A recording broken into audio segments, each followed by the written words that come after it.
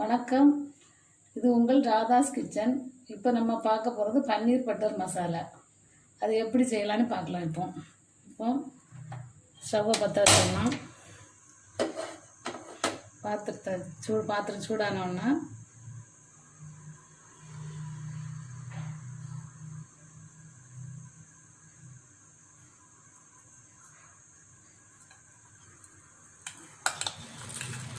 Butter கொஞ்சமாக சேர்த்துக்கலாம்.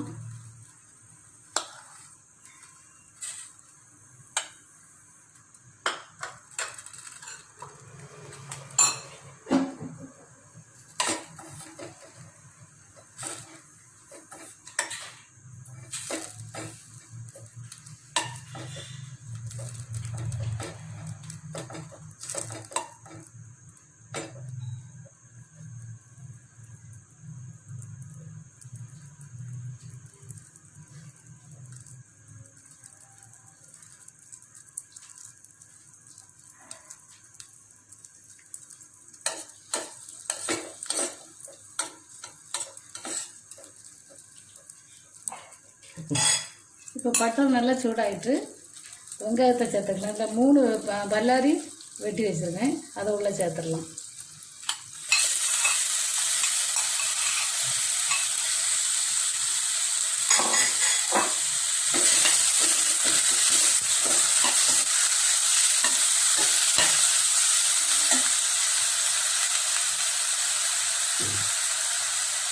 இதில் கொஞ்சமாக உப்பு சேர்த்துடலாம். 3 தக்காளி கட் பண்ணி வச்சுருக்கேன், அதையும் உள்ளே சேர்த்துடலாம்.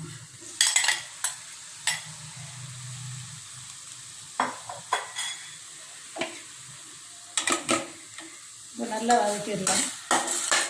ரொம்ப நல்லா வதக்கணும்.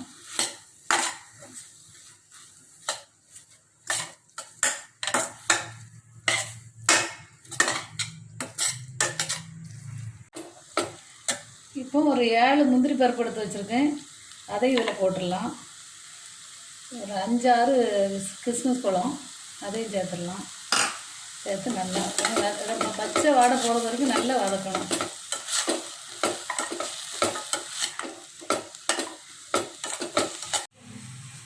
இது இப்போ நல்லா பச்சை வாடை போய் நல்லா வதங்கிட்டு இதை நம்ம எடுத்து மிக்சியில் போட்டு நல்லா அரைச்சிக்கிடலாம். ஆனால் நல்லா ஆற வச்சுட்டு தான் மிக்சியில் போட்டு அரைக்கணும். அரைச்சி பேஸ்ட்டாக எடுத்துக்கலாம்.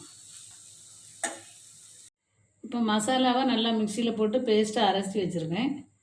இனி செய்ய ஆரம்பிச்சிடலாம். இப்போ பாத்திரம் நல்லா சூடாயிட்டு பட்டர் போட்டுடலாம்.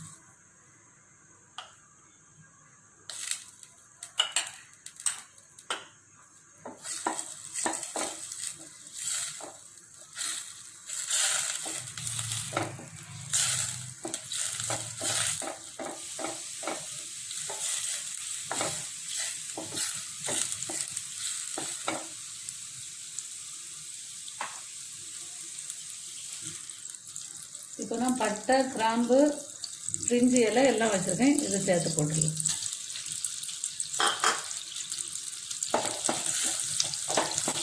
அடுத்து இந்த அரைச்சி வச்சுருக்க பேஸ்ட்டை உள்ளே போட்டுடலாம்.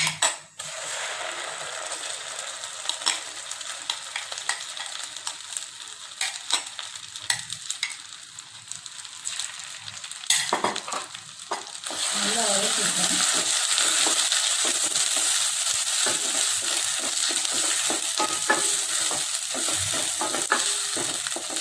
ரொம்ப நல்லா வதக்கினா தான் அந்த டேஸ்ட் இருக்கும்.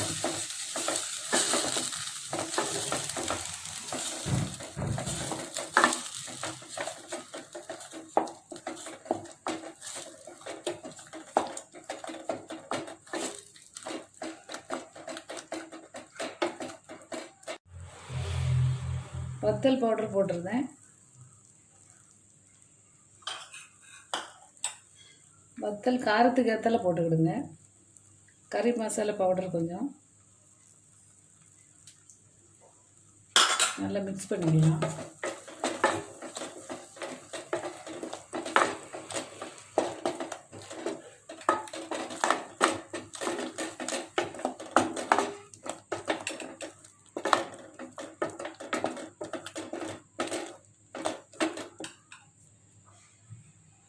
உப்பு ஃபஸ்ட்டு கொஞ்சம் போட்டிருக்கோம்.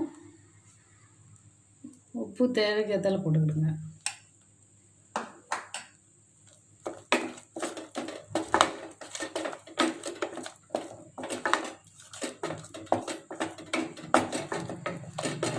இப்போ நல்லா பச்சை வாசம் போகிற அளவுக்கு நல்லா வதக்கியாச்சு. கொஞ்சமாக சீனி போட்டுடலாம்.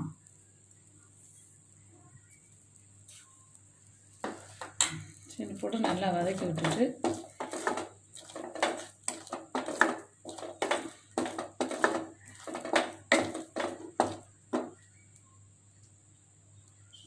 கொஞ்சம் தண்ணி சேர்த்துடலாம்.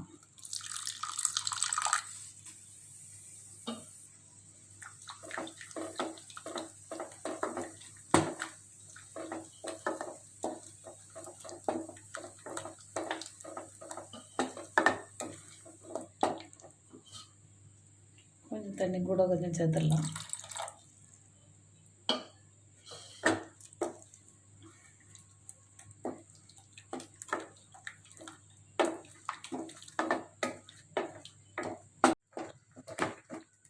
தண்ணி கொஞ்சம் கூட ஊற்றிக்கிடலாம். நான் அந்த மிக்ஸி கழுவுன தண்ணி வச்சுருக்கேன், அதை ஊற்றிக்கிடலாம். நல்லா மிக்ஸ் பண்ணி நல்லா கொதிக்க விடணும்.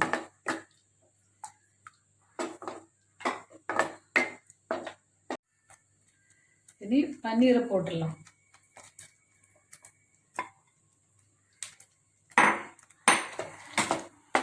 நல்லா மிக்ஸ் பண்ணிட்டு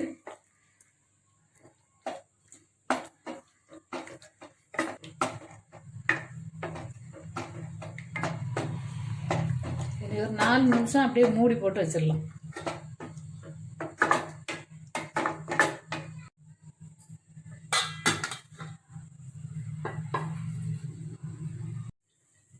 இப்போ 4 நிமிஷம் ஆயிட்டு நல்லா கரெக்டாக ரெடி ஆகிட்டு